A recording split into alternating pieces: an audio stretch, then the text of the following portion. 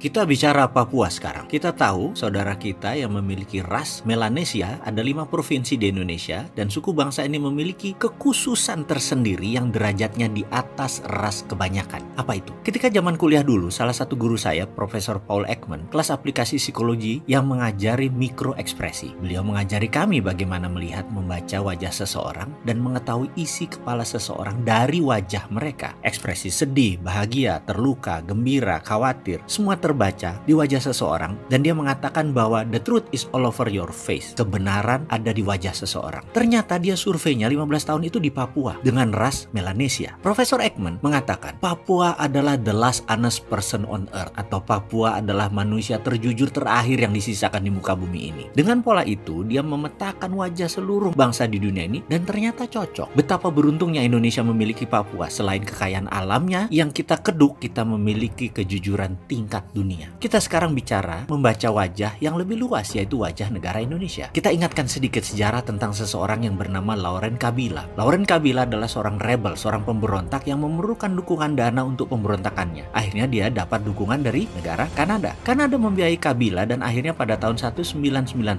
Republik Demokrat Kongo berdiri dan Laurent Kabila adalah presiden pertama. Ternyata dukungan Kanada itu tidak gratis. Apa yang dibayar oleh Republik Demokrat Kongo? Yaitu tambang kobalt menjadi milik negara Kanada sampai habis asetnya. Kembali ke Papua. Pak Karno adalah pemimpin visioner dan eksekutor yang baik. Dia melihat komunis mencari wilayah di Asia Tenggara, komunis Soviet dan komunis Cina. Maka dia menjual ide tersebut ke Amerika. Dia melakukan diplomasi langsung kepada Presiden Kennedy, di mana akhirnya Amerika mendukung dengan resolusi PBB tahun 1961-62. Setuju Indonesia ambil dalam tanda petik Papua. Lalu muncullah operasi militer yang namanya IRIAN. IRIAN adalah singkatan dari Ikut Republik Indonesia Anti Nederland. Suksesnya Trikora dan Dwikora mengambil Papua tersebut tidak murah karena Amerika meminta cadangan emas Papua sampai habis untuk Amerika. Tapi Soekarno pintar. Yang diberinya hanya Grasberg. Sisi lain seperti Iceberg, Oksibil, dan tambang lain tidak diberikan. Dan Amerika setuju mengambil hanya Grasberg. Dan mulailah dibukukan aset Grasberg tersebut sampai 2045 dalam catatan Federal Reserve sebagai underlying dollar. Aset Grasberg tersebut. Tahun 67 mulai dieksplorasi. Lalu ada yang menarik. Di tahun 2017, di awal tahun, ada manuver politik, yaitu Indonesia bercita-cita mengambil 51% saham Freeport, katanya untuk kedaulatan. Pengamat intelijen dunia, pengamat ekonomi dunia, banyak yang geleng-geleng kepala, nggak percaya keputusan tersebut untuk mengambil saham Freeport. Karena apa? Karena alarm polisi dunia yang namanya Amerika nyala merah atau red alert. Nyala. Maka sejak saat itu Indonesia masuk ke nation threat bagi Amerika. Tindakan Indonesia saat itu ya mengambil Freeport masuk ke nation threat Amerika atau ancaman bagi Amerika. Kalau alasannya Indonesia ingin untung lebih secara finansial, gak usah ambil saham. Masuk begitu sih cara pikirnya? Naikkan saja pajaknya. Tanpa modal bisa untung lebih. Gak usah setor-setor modal. Lalu kenapa mesti kita investasi? Kenapa masuk modal besar ke dunia tambang? Tambangnya tambang dalam lagi. Ini ide siapa sih? Apa ada pembisik? Sponsor negara lain? Atau ada yang gosok-gosok kita nggak paham sejarah kali ya. Negara itu punya kekuatan pajak, nggak mesti ambil saham. Ini lucu, ini bikin marah negara kampret yang namanya Amerika itu. Dia pendominasi militer dunia loh. Bahkan Senator McCain menegur langsung dengan surat yang mengatakan Indonesia nakal. McCain adalah senator Arizona, tempat Freeport McMoran. Pajak negara bagian tersebut banyak didapat oleh Freeport McMoran. Kalau diganggu dengan 51%, serangan pemerintah Indonesia tersebut menjadi ancaman buat Arizona. Padahal deal operation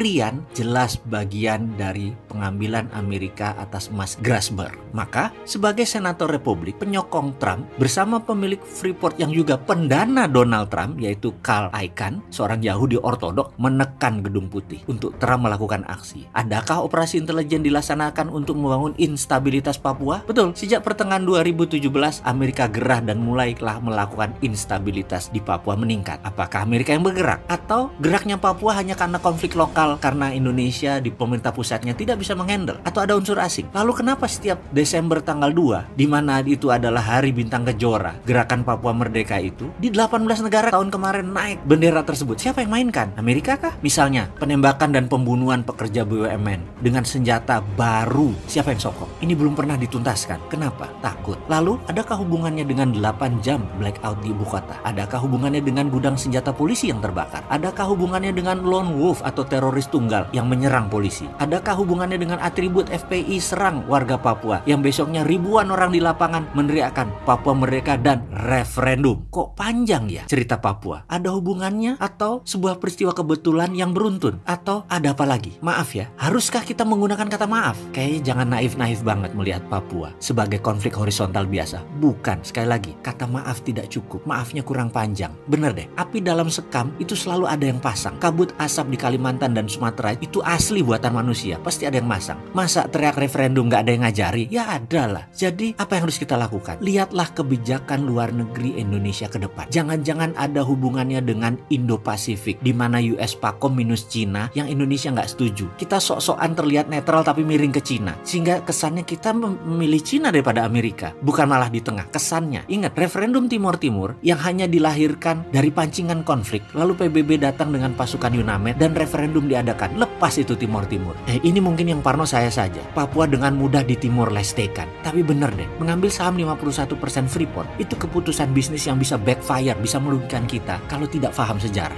Sampai saat ini kita belum lihat untungnya apa store 4 billion dolar membeli saham Freeport, dan nanti masih tambah dana lagi untuk equity call untuk tambang dalam kira-kira 15 billion dolar, 250 triliun. Dari mana? Ngutang lagi. Sudah ngutang, ada kemungkinan Papua lepas lagi. Atas nasihat siapa sih ini semua? Nggak NKRI banget. Ayo benahi Papua dari dasar sampai geopolitik dunia. Duduk lagi dengan Amerika deh.